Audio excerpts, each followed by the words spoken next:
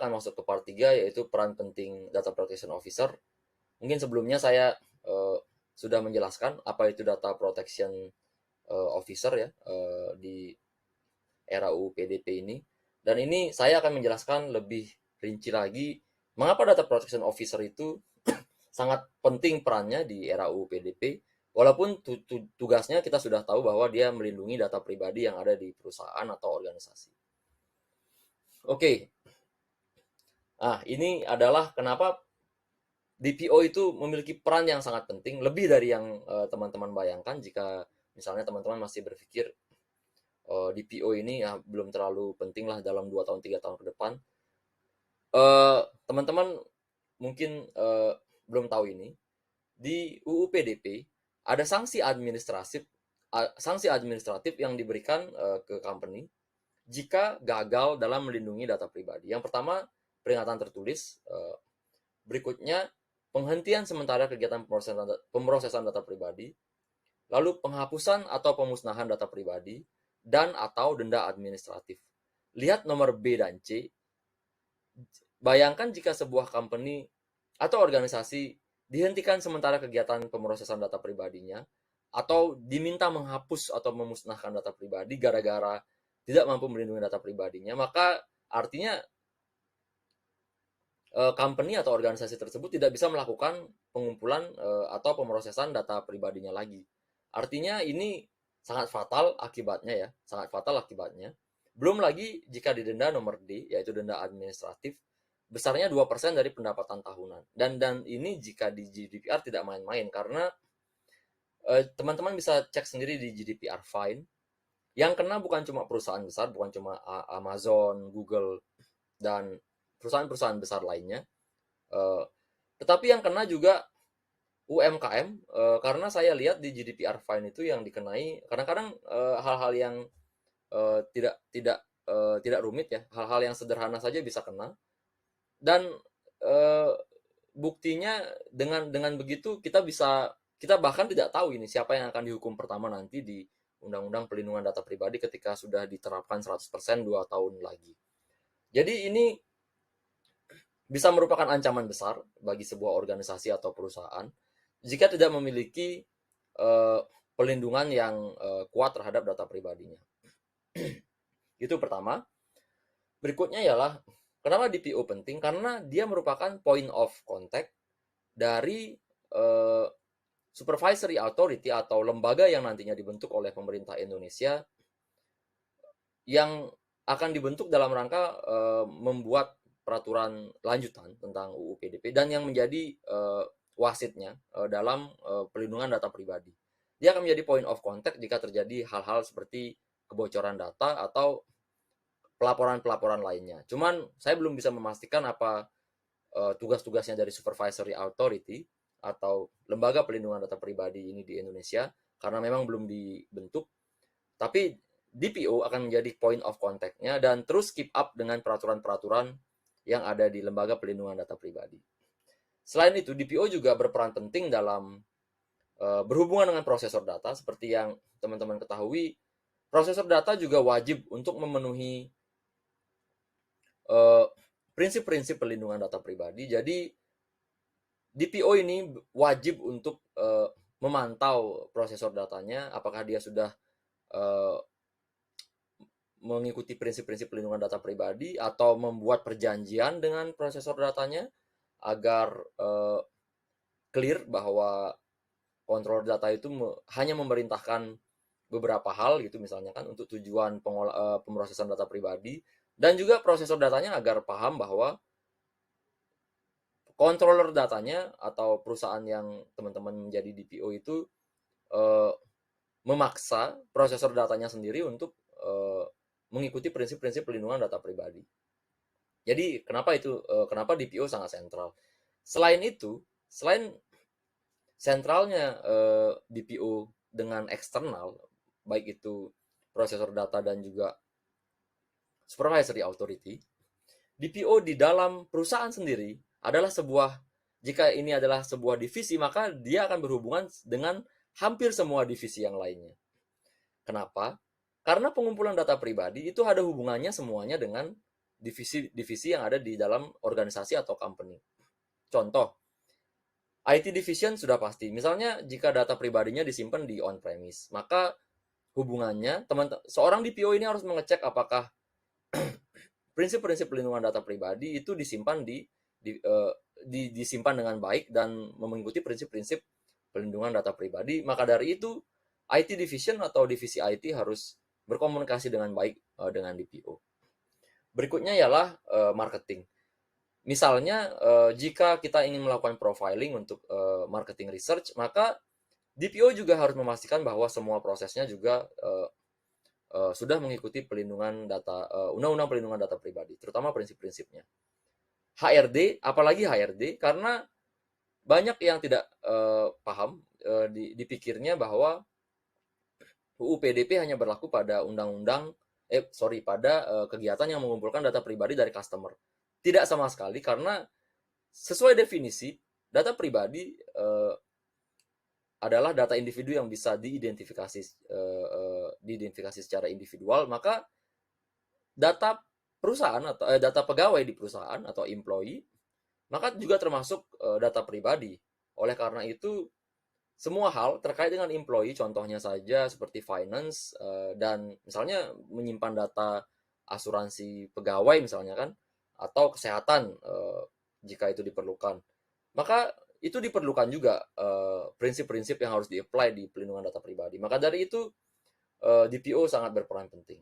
Atau misalnya HRD mau merekrut pegawai baru, maka CV itu juga termasuk data pribadi. Jadi DPO ini harus memastikan bahwa ada perlindungan yang cukup pada data pribadi yang ada di divisi sumber daya manusia atau HRD.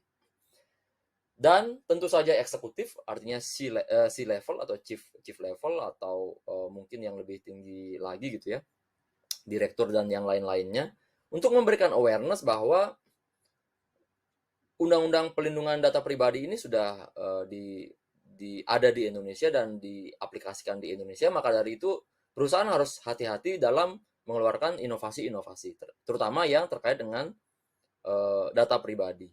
Maka dari itu DPO harus terus memberikan awareness kepada eksekutif dan juga memberikan masukan-masukan ketika ada proyek-proyek baru yang terkait dengan data pribadi. Maka dari itu peran DPO ini sangat sentral dan sering disebut sebagai mini CEO, karena dia kadang menjadi chief eksekutif untuk data privacy dan protection. Jadi dia harus mengecek ke semua divisi, semua hal tentang pelindungan data pribadi sudah diimplementasikan. Dan sebenarnya bagaimana sih proses menjadi apa saja sih yang dilakukan oleh DPO ini? Ada banyak sebenarnya yang dilakukan dengan DPO, tapi yang paling utama adalah Data Protection Impact Assessment, atau di Undang-Undang PDP disebutkan asesmen dampak.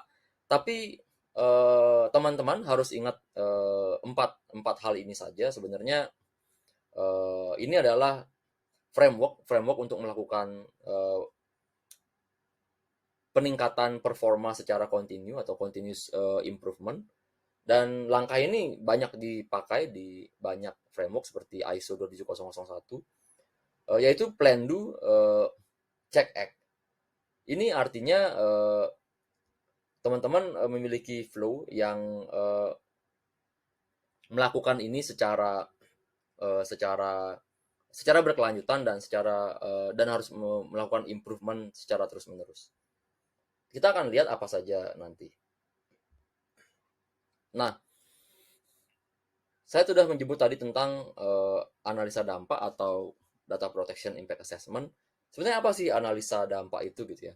Di Undang-Undang Nomor 27 Tahun 2022 Pasal 34 disebutkan bahwa pengendali data pribadi atau data controller wajib melakukan penilaian dampak pelindungan data pribadi dalam hal pemrosesan data pribadi yang memiliki potensi risiko tinggi terhadap subjek data pribadi. Kata kuncinya ialah penilaian dampak pada pemrosesan data pribadi yang memiliki potensi risiko tinggi. Lalu ada undang-undang berikutnya, ayat 2 mengatakan bahwa potensi risiko tinggi ini kategorinya adalah A, B, C, D, E, F, G. Mungkin teman-teman bisa baca sendiri ya. Dia mulai dari memiliki dampak hukum yang signifikan, atau memiliki bersifat spesifik dan dalam skala besar, memiliki kegiatan untuk kegiatan evaluasi atau scoring, pemantauan yang sistematis. Scoring itu seperti credit scoring ya. Credit scoring itu biasanya dipakai oleh bank. Penggunaan teknologi baru, misalnya ada teknologi baru yang dipakai untuk pemrosesan data pribadi, dan yang pemrosesan data pribadi yang membatasi pelaksanaan hak subjek data pribadi. Jadi pemrosesan data yang bisa membatasi hak-hak teman-teman sebagai pemilik data pribadi. Seperti contohnya, ya scoring itu adalah salah satu contoh yang bagus. Credit risk score itu membatasi teman-teman untuk melakukan hal-hal lain yang berhubungan dengan finansial jika kredit skor teman-teman tidak bagus. Jadi seperti itu contohnya. Nah, ketentuan analisa dampak ini memang baru akan diatur dalam peraturan pemerintah berikutnya. Jadi kita masih menunggu itu. Cuman pasti tidak akan berbeda dengan GDPR. Di GDPR sendiri, ini disebut dengan Data Protection Impact Assessment, dan merupakan definisinya adalah proses yang dirancang untuk membantu menganalisis, mengidentifikasi, dan meminimalkan risiko perlindungan data dari suatu proyek atau rencana secara sistematis. Jika dilakukan dengan benar, akan membantu untuk menilai dan menunjukkan bagaimana sebuah entitas memenuhi kewajiban perlindungan data pribadi. Sebenarnya Data Protection Impact Assessment ini bisa teman-teman pikirkan, bayangkan sebagai sebuah dokumen gitu ya. Dan kita memiliki rencana dari hulu ke hilir. Jika dalam sebuah proyek misalnya kan, dari hulu ke hilir. Jadi dari pertama dari bagaimana dikumpulkan datanya, bagaimana ditransfer datanya ke server, bagaimana nanti diolah oleh data processor atau diolah oleh company sendiri, dan bagaimana itu akan mempengaruhi dari subjek datanya. Jadi sebenarnya teman-teman dalam satu hulu ke hilir ini, teman-teman membuat sebuah rencana bagaimana meminimalisasi risiko dan menganalisa apakah ada proses yang tidak sesuai dengan prinsip-prinsip perlindungan data pribadi. Dan dengan melakukan analisa dampak ini, kita bisa tahu di mana potensi-potensi yang berbahaya untuk perlindungan data pribadi. Nah, apa saja sebenarnya yang dilakukan oleh analisa dampak ini? Jika kita kembali ke konsep siklus tadi, seperti yang saya bilang, ini adalah framework untuk melakukan perubahan yang secara terus-menerus, peningkatan yang terus-menerus. Maka ada yang kita sebut dengan siklus, yaitu plan, do, check, act. Plan ialah dalam konteks analisa dampak ialah perencanaan yang melibatkan identifikasi dulu kebutuhan asesmen dampaknya. Kita buat dulu scope-nya apa sih yang akan dianalisa dampaknya gitu. Contohnya teman-teman membuat anggap saja sebuah organisasi gitu ya, organisasi yang akan mengumpulkan data pribadi melalui survei A misalnya. Jadi kita harus membuat scope-nya ialah survei A misalnya, bisa seperti itu. Dan setelah itu kita buat plan apa saja sih sebenarnya yang akan dilakukan untuk analisa dampak ini. Dan tapi pertama kita tetapkan dulu scope-nya kita tetapkan dulu apa scope dari asesmen dampak ini. Lalu kita buat program dari analisa dampak. Lalu yang berikutnya ialah do atau dilakukan. Nah, setelah kita tahu apa yang harus udah direncanakan gitu kan, kita tinggal mengeksekusi rencana-rencana tersebut. Apa saja implementasinya? Itu termasuk pengumpulan dan analisis data, penilaian risiko, dan pengembangan strategi mitigasi. Teman-teman sudah tahu, contoh masih tetap survei yang tadi, kita sudah tahu akan melakukan survei A gitu ya, udah punya plan, udah punya timeline surveinya, sudah punya variabel-variabelnya. Nah, di tahap do ini kita akan melihat semua hal-hal terkait dengan surveinya. Contohnya, salah satunya ialah apakah sudah ada persetujuan dari responden di halaman survei misalnya. Kita lihat kertasnya apakah sudah ada persetujuan.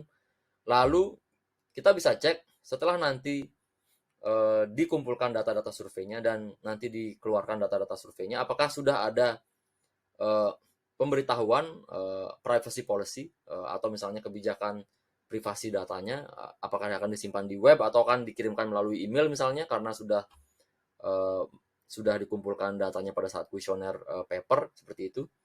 Lalu kita lihat apakah resikonya gitu kan. Resikonya artinya ketika kita sudah kumpulkan datanya lalu di entry, apa perlindungan ketika data itu di entry oleh seseorang misalnya. Setelah itu apa perlindungan ketika datanya dikirim ke server untuk disimpan. Dan di server sendiri apa perlindungannya? Apakah ada firewall, apakah ada anonimisasi pada data nama misalnya dan sebagainya. Lalu setelah kita tahu resikonya, baru kita cari jalan untuk mencegah resiko itu terjadi. Jadi pengembangan strategi mitigasi adalah agar itu tidak terjadi, kita harus melakukan apa. Jadi seperti itu. Nah, ketika sudah melakukan hal tersebut di do, lalu di bagian cek, kita akan mengecek, kita akan meninjau kembali setelah dilakukan di implementasi, kita akan meninjau kembali, dilakukan evaluasi gitu ya, apakah efektif strategi dari mitigasi yang sudah kita perbuat atau hal-hal yang sudah kita buat untuk mencegah sebuah resiko gitu ya. Kita akan cek mungkin melalui audit internal atau pengecekan ulang oleh pemilik, oleh seorang DPO gitu ya, dicek ulang lagi apakah ini efektif atau tidak. Setelah kita ketahui ada yang tidak efektif, baru kita nanti di bagian act kita harus melakukan aksi terhadap hasil dari pengecekan sebelumnya. Jadi kita dicek itu kita akan mengecek evaluasi dari implementasi dari do, dan di act kita akan melakukan semua hal-hal yang kita temukan, dicek ketika sudah dievaluasi ternyata masih kurang, kita tutup di act. Nah, begitu siklusnya, kembali lagi ke plan, ketika kita sudah ada proyek baru lagi gitu kan, punya aplikasi misalnya yang mengumpulkan data pribadi melalui pendaftaran. Kita lakukan kembali lagi, skopnya adalah aplikasi, tambahkan skopnya adalah aplikasi, lalu buat lagi nanti dari hulu ke hilir bagaimana proses pengumpulan data pribadinya sampai disimpan di server. Setelah itu kita buat lagi analisa dampak, lalu kita implementasi, lalu kita evaluasi lagi, dan kita tutup lagi kekurangannya. Seperti itu lingkarannya ya, siklusnya. Jadi itu ialah yang disebut dengan PDCA cycle, plan, do, check, act cycle.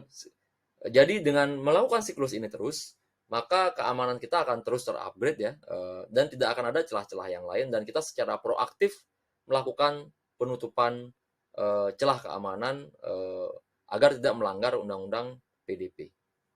Oke, jadi itulah, ini tenang saja, ini masih secara umum, nanti akan saya jelaskan satu persatu. Jadi teman-teman akan lebih paham lagi sebenarnya apa sih yang dilakukan oleh data protection officer, dan apa sih sebenarnya asesmen dampak ini apa saja sih. Dan ini bagian serunya karena ini adalah core-nya.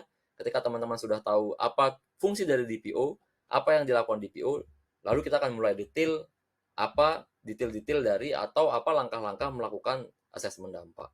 Dan di materi berikutnya saya akan menjelaskan tentang DPIA atau Data Protection Impact Assessment atau asesmen dampak, dan risk register.